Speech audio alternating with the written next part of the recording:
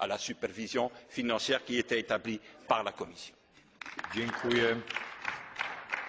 Zieloni, Wolne Przymierze Europejskie.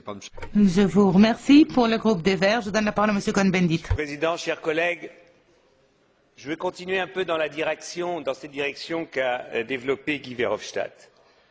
Il est évident que pendant 4 mois, on a tergiversé. Il est évident qu'on s'est trompé. Il est évident qu'en tergiversant, on a donné une dynamique au marché et à la spéculation. Au moins que ceux qui sont responsables au Conseil le disent. Ils disent on est fautifs. C'est nous, c'est de notre faute. Madame Merkel, Monsieur Sarkozy, je ne sais pas comment ils s'appellent et je ne sais pas ce qu'ils font dans la vie, mais tout le monde pouvait lire ça dans les journaux que c'était à faire tout de suite.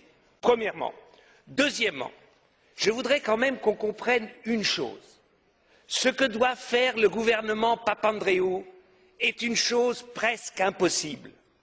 Et que je demande à l'ECOFIN, aux chefs de gouvernement, de réfléchir que eux, chez eux, ils sont incapables de mettre des réformes sur pied. Combien de temps la France a besoin pour réformer les retraites? Combien de temps l'Allemagne a besoin pour faire des retraites? Et maintenant, on demande à Papandréou, en 3 mois, tu changes tout. Vous êtes complètement fous. Et la preuve, c'est ce qui se passe en Grèce. On ne donne pas à la Grèce, à M. Papandréou, le temps de trouver un consensus en Grèce, de trouver un consensus. Il n'y a pas d'identification en Grèce avec l'État. C'est chacun pour soi. On peut le regretter, la responsabilité est partagée par des dizaines d'années de pratiques, de corruption des politiques en Grèce, mais il faut créer une cohésion. Il faut le faire, ça ne se décrète pas. Et vous allez voir en Espagne, si vous avez des problèmes, comment ça va se faire. Et ils vont voir au Portugal, s'il y a des problèmes, comment ça va se faire. Monsieur Barroso en sait quelque chose parce qu'il a perdu des élections comme ça. Donc, non, il n'a jamais perdu l'élection. Je veux dire par là que nous devons avoir un sens de la responsabilité. Et nous ne devons pas demander l'impossible. Moi, j'ai l'impression, il y a un temps, on entendait I want my money back. J'ai l'impression qu'au gouvernement, maintenant, on dit I want to make money on the back of the Greece. Parce que c'est ça aussi, quand on emprunte à 1,5 ou 3% et qu'on donne à la Grèce à 3, à 5 ou 6%, on fait de l'argent sur le dos de la Grèce. C'est intolérable. Et puis alors, l'Europe peut prendre des initiatives. Guy Verhofstadt a raison quand il a parlé d'un fonds monétaire européen, d'un fonds d'investissement et de solidarité pour lever un emprunt européen. Il faut changer les traités. Eh bien, ici, camarades, ici, dans ce Parlement, nous avons la possibilité de prendre une initiative pour changer les traités. N'attendons pas le Conseil, ils sont incapables de décider. Prenons l'initiative, une initiative commune de ce Parlement pour changer les traités, pour qu'enfin il y ait un fonds monétaire européen qui puisse justement s'attaquer à la spéculation. Nous pouvons le faire, yes we can. Let's do it. Et maintenant, je voudrais dire autre chose sur le pilotage de ce qui se passe en Grèce.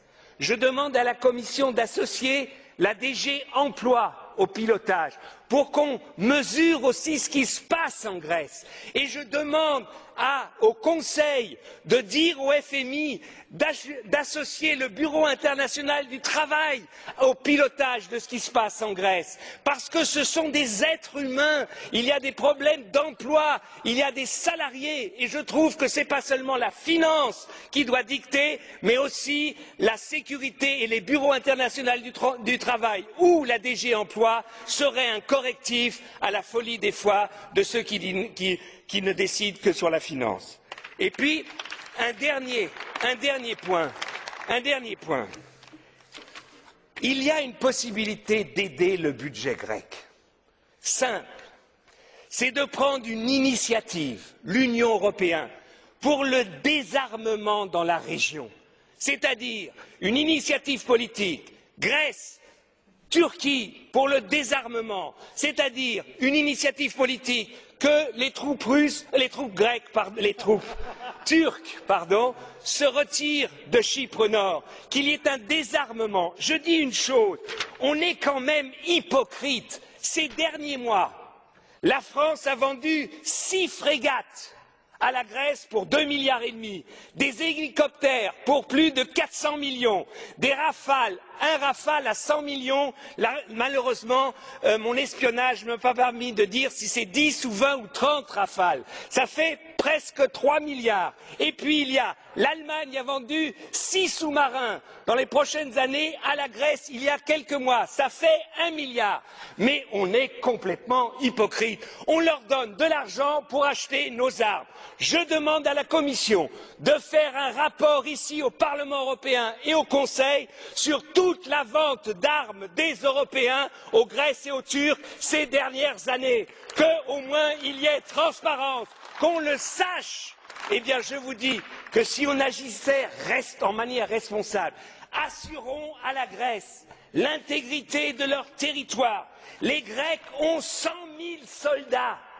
Plus de 100 000, l'Allemagne en a 200 000. C'est complètement aberrant, un pays qui a 11 millions d'habitants a 100 000 soldats. Demandons cela à la Grèce, c'est peut-être plus efficace que de baisser les salaires de quelqu'un qui gagne 1 000 €. Voilà ce que je demande à la Commission, d'être un peu juste. Dziękuję panu za wypowiedź. Merci beaucoup, monsieur Cohn-Bendit. Au nom des conservateurs et réformateurs, je vous donne la parole. Dank u wel, meneer de voorzitter, om mij